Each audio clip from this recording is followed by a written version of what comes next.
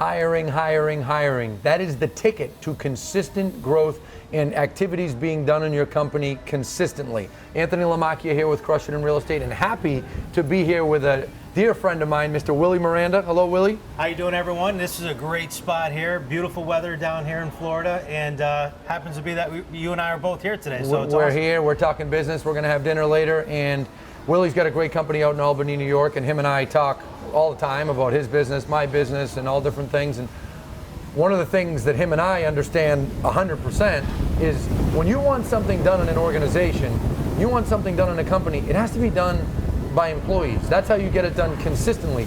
Too many real estate companies, too many teams, I hear them say, well, I got this agent who's selling and then they're also doing marketing for me. And I got this person who's doing this and they're also doing that. And then it falls apart. And then that person ends up getting another job or they don't have enough sales. And why don't you expand on that? No, I mean, every time I've hired someone, we've always grown our business. And it got to a point where when you start losing business is when you really realize, I got to hire someone to help me do this. And I always say, if you don't hire an assistant, then you are the assistant, right? We've heard that so many different times. And it's so true. And now as our company has grown, every time we've hired someone, we've always expanded our business. We've always grown. And it's one of those things, Anthony, I think that a lot of broker owners, even team leaders that I see, they're afraid to invest in money. That's right? They're afraid to put it out there. But once they do, they're like, how did I do without it? What you just said is actually reminds me of a conversation I had 2 hours ago at lunch with someone. Brokers, realtors, team leaders, they have a tendency to only focus on the expense. Right. As opposed to, wait a second, this expense, the first couple months I'm going to eat it, but then up here on the top line is going to go like that. Absolutely. And that's the first thing they do is they say, well, what's this new employee going to cost me? Ooh, $4,000 a month, whatever the number is. Oh, that's right out of my pocket. Well, it's out of your pocket originally, it's not out of your pocket forever, right? And you got to think of it as an investment. A lot of times, a lot of people will say, why don't you have, all these rental properties and everything else? I invested so much back in my business, and a lot of it was with employees. And as we've done that, we've grown our business. Absolutely, 100%. Let me tell you all a story, and then we'll part with this. 2008, as the market changed, I was still selling. It was myself, Sarah, you know Sarah, and she was our everything at that point. Now she's our VP of Finance, but it was her and I and my ex-business partner, and we hit a point that winter that, if you remember right, the economy was crashing, and things were changing, and we said, forget it, we're getting rid of our sign. At the time, it was our sign guy, right? Right. So I started working into my schedule. I'm going to hang the signs. I'm going to do the pictures.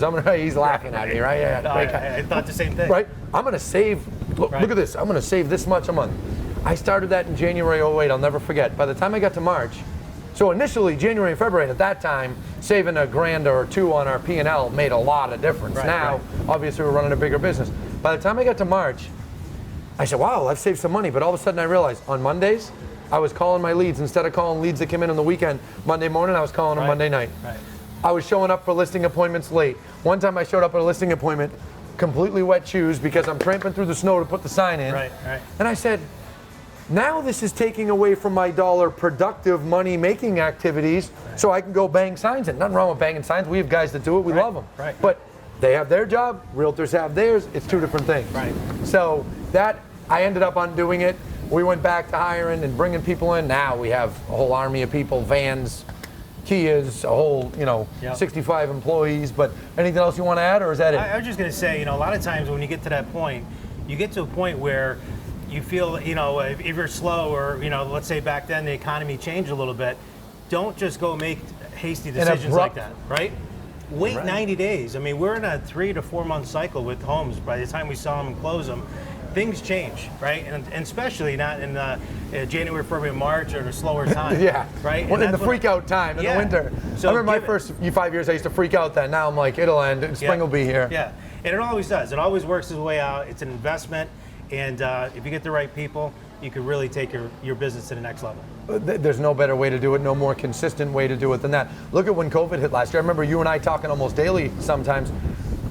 I had to be the only company that waited a month to furlough anybody. And we ended up furloughing 11 people for, I think it was 4 weeks. Most companies did it the day it started. Now, some of them might hear me and say, idiot, look how much money I saved. Nah. You, in the long run, you didn't. You give people a bad feeling. We did it easily. We did it gently. We planned it. We actually did it with some people that said, furlough me, I'm fine, you know? Right. And we got through it, and everybody's still with us. We've hired substantially since then. So I'll end with what I started with. When you want things to consistently happen in your organization, you must hire employees. That's how you'll get them done. Thanks for being with me, my friend. Thank you for having me. Happy home selling, my friends. Take care.